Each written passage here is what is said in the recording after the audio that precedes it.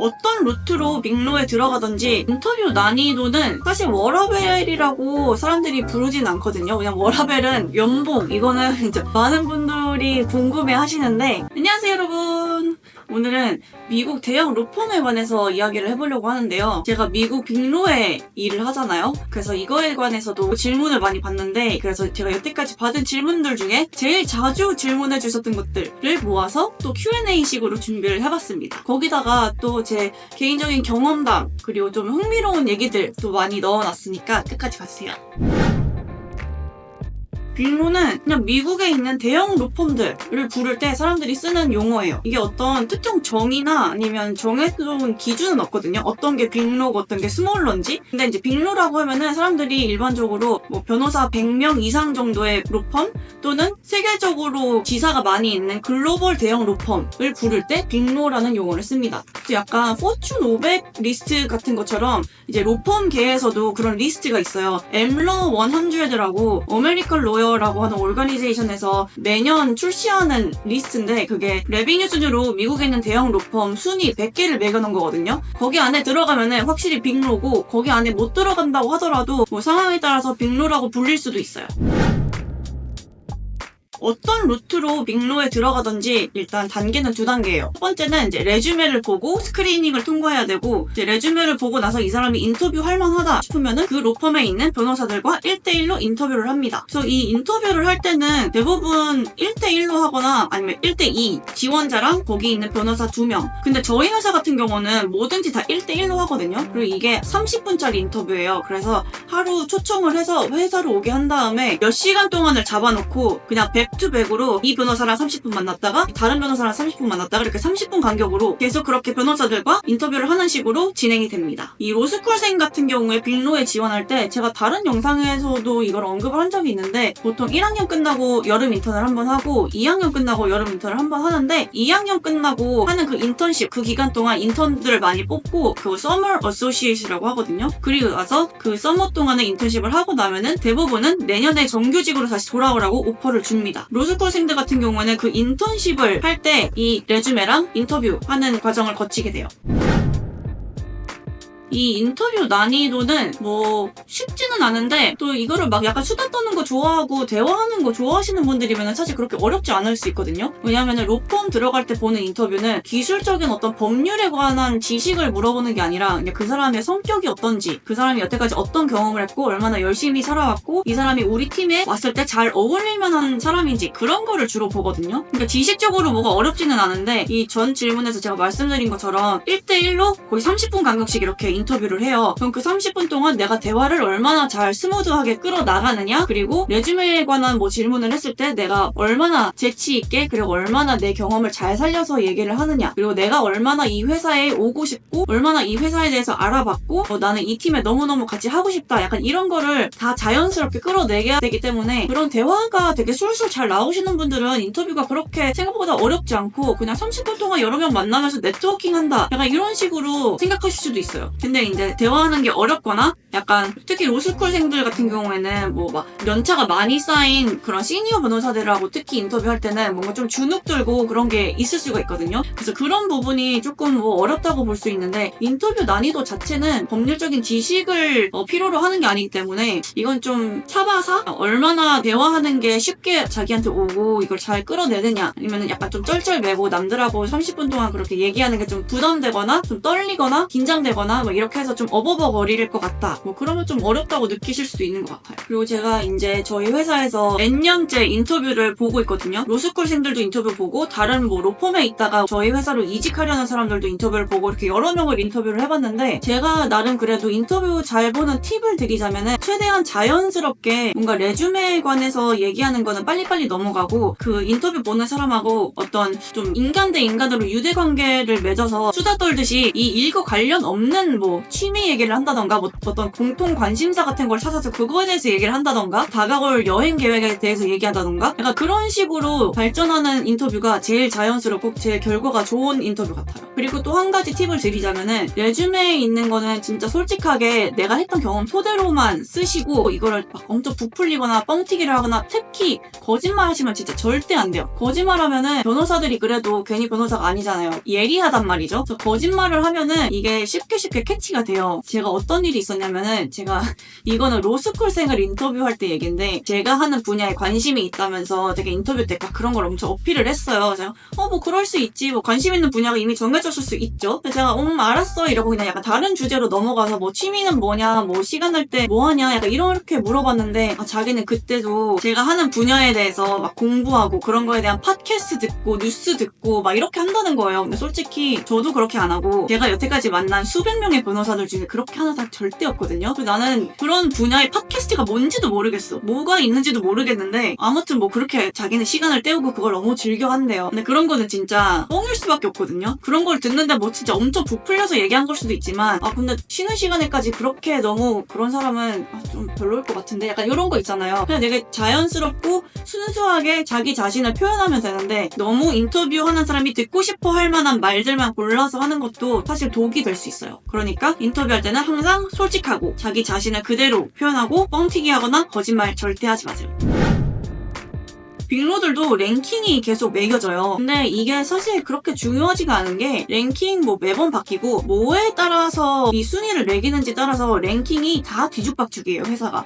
어떤 거는 뭐 레비뉴대로 랭킹을 매기는 데도 있고 어떤 데는 뭐 변호사들이 제일 일하고 싶어하는 로펌, 뭐 제일 베네핏 좋은 로펌, M&A가 제일 강한 로펌 이런 식으로 그냥 랭킹이 너무 수없이 많기 때문에 이거 뭐 어느 하나가 제일 중요하다 이렇게 보기도 어렵고 개인적인 생각으로는 빅로면은 하는 일이나 고객들의 어떤 레벨이나 뭐 사람들의 스킬이나 이런 게 다 그냥 비슷비슷한 것 같거든요. 로펌마다 좀 다를 수 있는 차이점은 그냥 자기가 일하는 팀과 그 오피스의 분위기, 그러니까 오피스 문화라고도 하죠. 그냥 그런 거는 진짜 겪어보지 않으면 모르는 거기 때문에 뭐 랭킹을 갖고 이거를 알 수도 없고 진짜 사바사고 겪어보지 않으면 모르는 거기 때문에 이 랭킹에 진짜 아무 의미가 없어요. 그리고 특히 로펌은 뭐 회사마다 약간의 그런 뭐 직원들한테 주는 베네핏의 차이가 있을 수는 있지만 어딜 가든 연봉이 다 똑같거든요, 변호사들은. 그렇기 때문에 이거를 뭐 랭킹을 갖고 여기 갈 거 여기 더 높은 랭킹 있는 데로 간다 하면 뭐 별 그렇게 큰 의미는 없어요. 그렇기 때문에 빅로에서 랭킹은 전혀 중요하지 않다. 이제 빅로 변호사라고 하면은 크게 세 가지의 직급이 있어요. 처음 시작하면은 다 어쏘로 시작을 해요. 어소시엣. 한국 드라마 같은 데 보면은 막 어쏘라고 하잖아요. 그게 어소시엣의 줄임말이고 어소시엣을 한 8년, 9년 정도 하면은 다음으로 약간 승진 개념이기는 한데 승진을 할 수 있는 게 이제 카운슬이라는 직급이에요. 그 다음에 이 카운슬보다 더 한 단계 승진한다? 그러면은 이제 파트너라는 직급인데 이 어쏘랑 카운슬까지는 그냥 직원이에요. 그래서 로펌의 직원, 그냥 월급 따박따박 받는 직원이고 파트너는 이제 그 로펌의 주인이라는 개념이거든요. 그래서 이게 이미 기존에 있는 파트너들이 투표를 해서 찬성을 해야지 새로운 파트너를 영입을 할 수 있고 그 파트너가 그냥 단순히 승진해서 계급이 바뀌는 게 아니라 자기가 지분을 사야 돼요. 그래서 돈을 내고 회사의 지분을 어느 정도 사서 회사의 주인이 되는 개념입니다. 시작할 땐 어쏘, 그 다음은 카운슬, 그 다음엔 파트너 이렇게 세 가지의 큰 버켓으로 분류가 됩니다.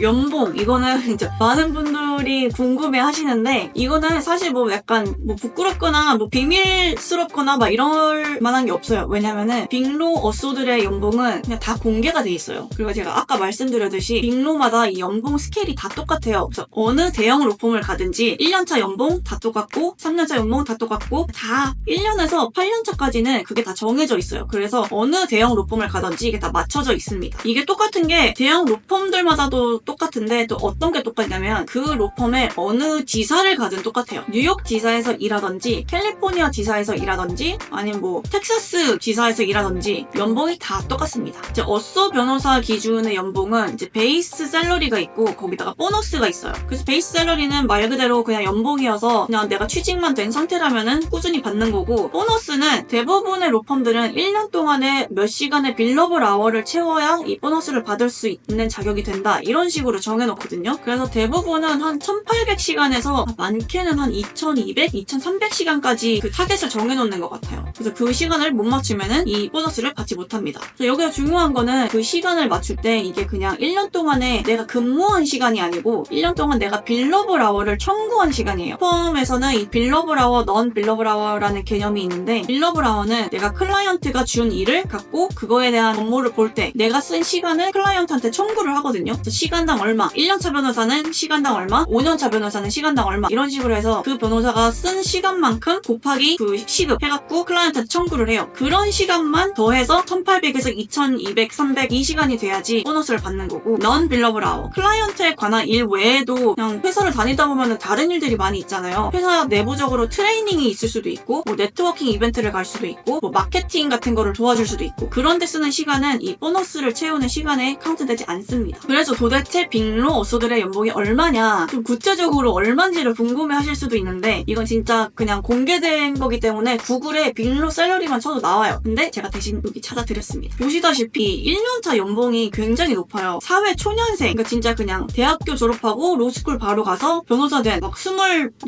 25살 이런 변호사들도 많이 있거든요. 그런 사회 초년생이 이렇게 2억 넘는 이렇게 큰 돈을 처음에 받는다는 게 굉장히 제 생각엔 좀 이례적인 것 같거든요. 다른 직군에 비해서. 근데 이렇게만 보고 미국 변호사 돈 잘 버네 이렇게만 보시면 안 되는 게 제 다른 영상들 많이 보셨으면 아시겠지만 일을 엄청 시킵니다. 그리고 이 대형 로펌 연봉 시스템이 약간 웃긴 게 이 연봉 스케일을 주도하는 대형 로펌 한 3-4군데가 있어요. 이 3-4군데에서 뭐 약간 물가도 오르고 뭐 뭐도 있고 뭐 이런저런 이유로 이 샐러리 스케일을 올리잖아요. 그럼 이제 다른 대형 로펌들도 너도나도 거기에 맞추기 시작해요. 왜냐면 아까 말씀드렸듯이 빅로가 다 거기서 거기거든요. 그렇기 때문에 다 똑같은데 저 회사는 연봉을 더 준다? 그러면은 변호사들이 굳이 지금 있는 회사에 남아있을 필요가 없거든요. 저기 가도 내가 지금 하는 일이랑 비슷하게 할 건데 저기 가면 돈을 더 주네? 그럼 당연히 글로 몰릴 거 아니에요. 그래서 이 경쟁 때문에 그런 회사들이 이렇게 올리면은 다른 대형 로펌들도 줄줄이 따라서 올립니다. 그렇기 때문에 이 대형 로펌들의 연봉이 어딜 가든 계속 똑같이 유지가 되는 거예요.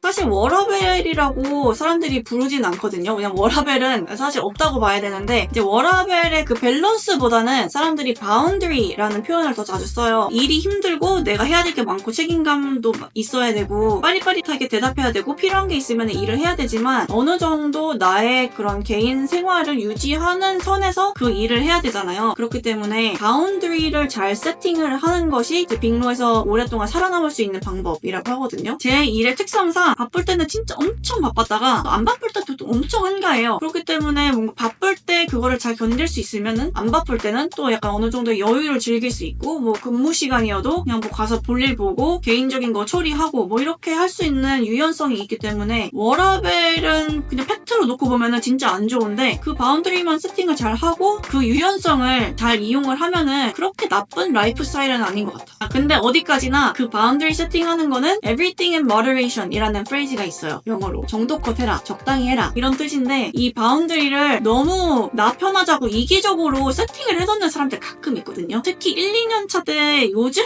이거 나 라떼 너무 약간 꼰대 같은 말이긴 한데 진짜 요즘 애들이 조금 그런 면이 있어요. 요즘 일하다가 보면은 1, 2년 차 변호사들이 진짜 막 저녁 한 7시 넘으면 답장 안 하고 주말에 답장 안 하고 그런 경우가 사실 흔하게 있어요. 보통 다른 직장이면은 그런 시간대 일을 해달라고 하면은 답장이 안 올 수도 있죠. 그게 당연한 걸 수도 있는데 저희 직종은 좀 다르거든요. 약간 상시 대기하고 언제든지 어베일러블 해야 된다는 게 깔려 있어요. 그런 거를 감수하기 때문에 또 연봉도 그렇게 많이 주는 거고 당연히 그런 대가가 있는 거죠. 그렇기 때문에 뭐 바로바로 답장은 안 올지라도 뭐 몇 시간 후에 뭐 혹은 그 다음날 24시간 안에는 답장을 하자라는 암묵적인 룰이 있거든요. 특히 주니어 때는 일을 최대한 많이 받고 여러 가지 경험을 해서 지식을 쌓고 경험을 쌓는 게 되게 중요하거든요. 근데 얘는 좀 못 믿었다. 얘가 일을 할지 말지 나한테 답장을 해줄지 말지가 불투명해서 얘보다는 항상 빠릿빠릿하게 답장을 해주는 얘한테 일을 주겠다. 이런 식으로 당연히 사람이 그렇게 될 수 있잖아요. 그러면은 이거는 사실 그 사람의 손해죠. 일을 못 받고 그런 신뢰를 못 얻고 그만큼 경험을 못 쌓는 거니까 연차가 쌓여도 그만큼 경험이 비교적 없으면은 본인 손해 아닌가요?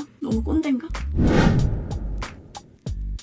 힘들죠. 특히 스피킹이 부족한 부분이라면은 더욱더 힘듭니다. 대형 로펌은 아직까지 백인들이 꽉 잡고 있는 그런 사회란 말이죠. 그렇기 때문에 영어가 소통이 원활하게 안 되면은 당연히 힘들 수밖에 없어요. 다른 동료들하고 일하는 거, 아니면 파트너랑 일하는 거, 거기서도 어려움이 있을 수밖에 없고, 클라이언트하고도 소통을 많이 해야 되는데 그냥 뭐 인생 조언 이런 걸 주는 것도 아니고 법률 조언을 주는 거잖아요. 근데 영어 스피킹이 뭔가 원활하지 않아서 뭔가 자신감이 없게 얘기하거나 얘기를 했는데 클라이언트가 무슨 말인지 못 알아들어. 그럼 당연히 변호사로서 신뢰가 못 쌓이잖아요. 그렇기 때문에 영어를 못해도 살아남을 수 있나요? 라고 물어보시는 분들은 대부분 스피킹이 비교적 다른 부분보다 안 돼서 걱정을 하고 물어보시는 것 같은데, 대형 로펌에서는 솔직히 원활하게 영어 스피킹이 안 된다? 그러면은 힘듭니다. 근데 이게 아셔야 될 게 억양이 원어민처럼 되지 않고 약간 뭐 누가 들어도 뭐 한국인인 게 티난다, 아니면 뭐 누가 들어도 중국인인 게 티난다, 이런 식으로 영어를 하는 건 괜찮거든요. 억양이 전혀 중요하진 않은데 내가 하고 싶은 말을 원활히 할 수만 있으면은 상관은 없어요. 근데 그냥 아예 스피킹이 뭐 발음을 떠나서 그냥 아예 안 된다거나 거기에 너무 어려움이 있다? 맨날 버벅거리고 뭐 문법이 다 틀리고 그런 거에 대해서 자신이 없다? 그러면은 솔직히 살아남기 힘들죠.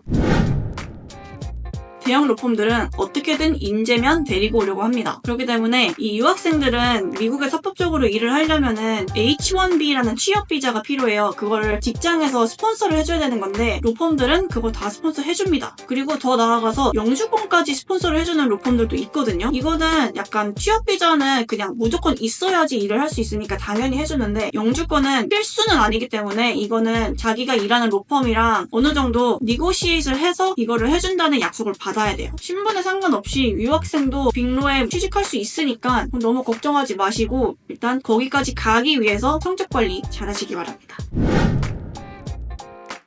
이거는 있을 수 있어요. 어딘가는 있을 것 같아. 근데 이거는 오피스마다 좀 분위기가 다르니까 오피스마다 또 팀마다에 따라서 이런 게 있을 것 같거든요. 근데 정말 다행히도 제가 지금 있는 팀과 제가 지금 있는 오피스는 분위기가 되게 좋아요. 그래서 이런 거 절대 없고 앞으로도 있을 일 없을 것 같은데, 뉴욕 같은 데나 변호사들이 진짜 엄청 많이 있고 경쟁도 심하고 이런 데는 이런 게 있을 것 같은데, 저도 이거 미드에서나 봤지 실제로 본 적은 없기 때문에 이런 게 있는 로펌들이 있을 것 같은데 제가 겪어본 적은 없어요. 제 경험으로는 대형 로펌에 일하는 사람들은 대부분 다 나이스하고 서로 같이 일하려고 하고 얼굴 붉히는 일 안 좋아하는 것 같은데, 그냥 자기 할 일 하고 내 일을 힘들게 하는 사람을 싫어하고 약간 그런 것 같아요. 뭔가 뭐 정치적으로 막 어떤 계략을 짜서 누구를 어떻게 방해하고 이런 시간이 있을까? 뭐 없을 것 같은데요.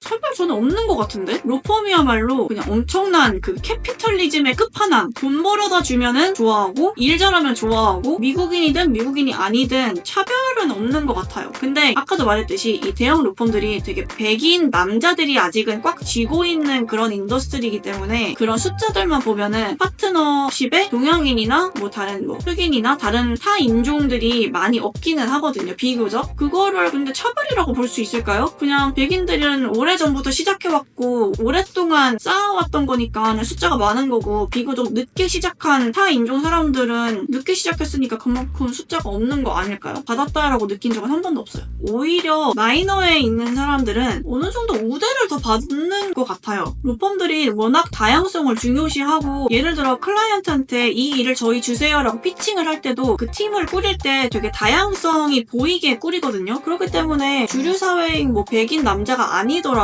오히려 공평한 기회는 당연한 거고 어쩌면은 더 혜택을 받고 있다라고 저는 가끔 생각을 하거든요. 차별을 겪어본 적도 없고 오히려 차별보다는 좀 더 우대를 받는 면이 있지 않나라고 생각을 합니다. 파트너가 되는 길은 이제 멀고도 험난한 길이라고 잘 알려져 있습니다. 이게 일단 파트너 후보가 되기까지가 업소 생활을 적어도 한 8년은 해야 되거든요. 근데 8년까지 남아있는 업소 자체가 별로 없어요. 보통 1년차 때 동기들을 보면은 막 몇십 명씩 같이 시작을 해요. 근데 한 2년에서 3년 차쯤 되면은 거기서 한 반이 떨어져 나가요. 그리고 또 한 5년에서 6년차 되면은 거기 남아있는 사람들 중에서 또 반 정도가 떨어져 나가요. 이렇게 떨어져 나가는 사람들은 나는 그냥 로펌 생활이 이제 안 할래 이러고 인하우스 가는 경우가 있고, 아니면 이 로펌이 싫어서 다른 로펌으로 이직하는 경우가 있고, 아니면 내가 이 로펌에서 뭔가 입지가 다져지지 않거나 승승장구 못할 것 같고 파트너 못할 것 같아서 그냥 약간 미리 다른 데로 이직을 해서 그거를 다시 갖고 보려고 하는 그런 경우가 있거든요. 그렇기 때문에 이렇게 한 번씩 걸러지고 나면은 7, 8년 차쯤 되면은 애초에 남아있는 옷수의 숫자가 되게 적어요. 이제 거기까지가 첫 번째 관문이고 거기까지 살아남는 거가, 두 번째는 거기까지 갔다 이러면은 파트너가 되기 위해서는 첫 번째로 다른 파트너들이 투표를 해서 나를 파트너로 영입하는 거를 찬성을 해줘야 되기 때문에 그런 인간관계나 네트워킹도 되게 중요하고 내 실력도 중요하고 나를 파트너십으로 밀어줄 수 있는, 약간 스폰서 해줄 수 있는 파트너가 필요해요. 그렇기 때문에 이거는 내가 그냥 오래 남아있는다고 파트너가 될 수 있는 게 아니라 실력과 그런 다른 파트너들의 지지가 필요하기 때문에 남아있는 파트너 후보들 간의 숫자들만 보면 확률이 큰 것 같지만 내 컨트롤 밖에 있는 요소들이 또 많이 있기 때문에 내가 처음에 어쏘로 시작해서 파트너가 됐습니다 땅땅 하고 도장을 받기까지는 진짜 힘들어요. 그러니까 어쨌든 어디 빅로의 파트너다 그러면 진짜 대단한 사람이에요.